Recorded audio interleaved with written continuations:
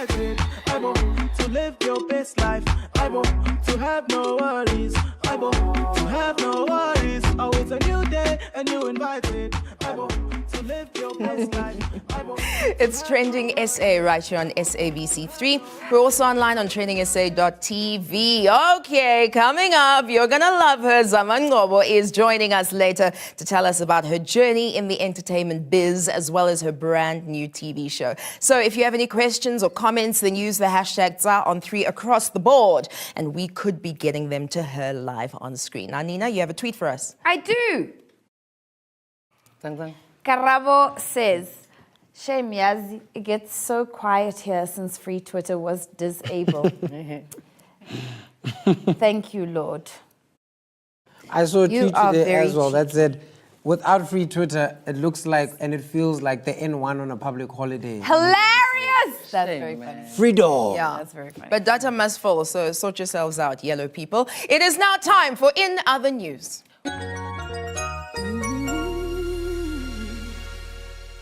I really love this part of the week, right? We're celebrating stuff. In other news, tonight is about the San Heritage Center. It was officially launched this year on Heritage Day. So it's a place dedicated to the preservation of the culture of the San people, who are known as the first people, as their ancestry can be traced all the way back to the cradle of humankind, which is right here in South Africa.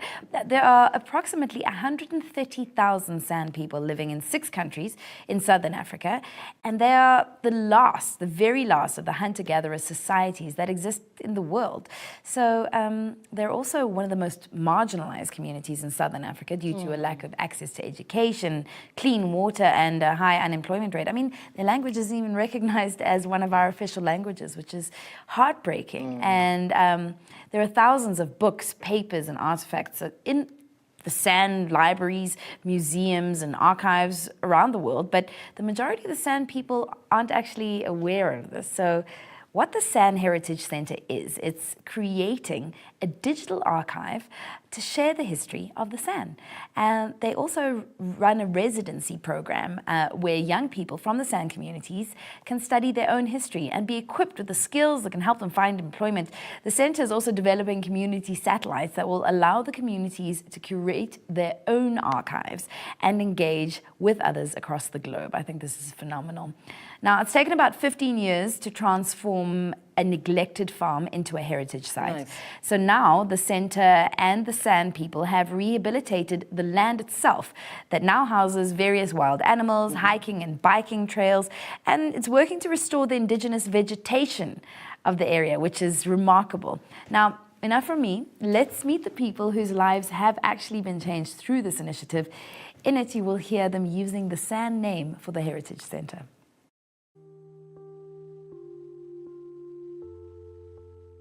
Kwatuske torose horaka sa konti kamza.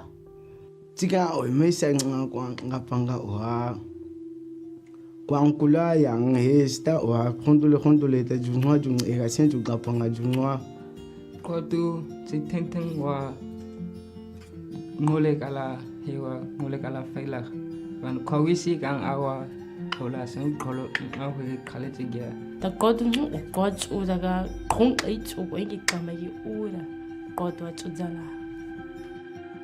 Tam inse kwatuske khais ia ke koruhes ida sa kweta of abakweta nisa se cha sita or ait. Wow. How remarkable is this, Skuli? As a Nguni, I'm sitting, I'm listening out for some Swahili vibes, some Zulu vibes, some Xhosa vibes, nothing.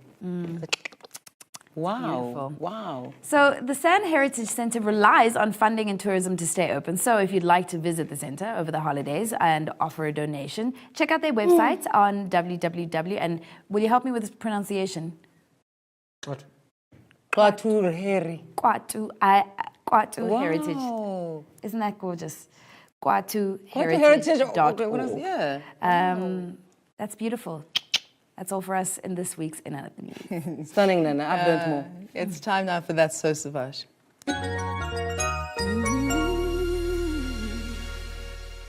Tonight, that's what Savage is dedicated to the savage marketing campaigns that have pranked and exploited their customers' emotions by taking things a little bit too far. So I've compiled a list of experiential marketing campaigns that have been a trend lately, and the aim is simply to scare. In 2014, a film production that was marketed around the remake of the classic film Carrie. Of course, you know this one. The character in the film has telekinetic powers, which is what the producers of this film used to scare people in the coffee shop. Baleke, Chongan.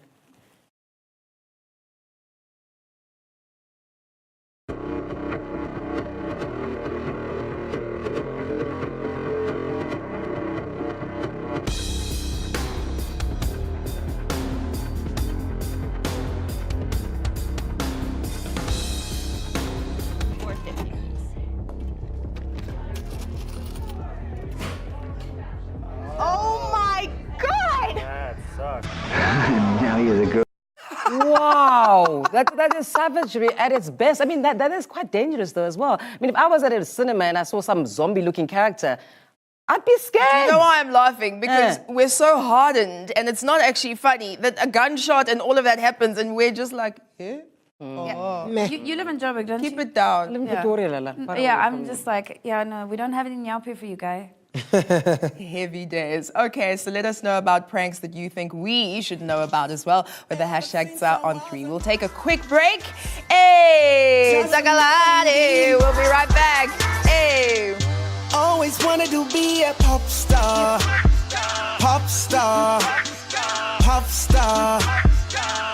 Grinding 7 days a week.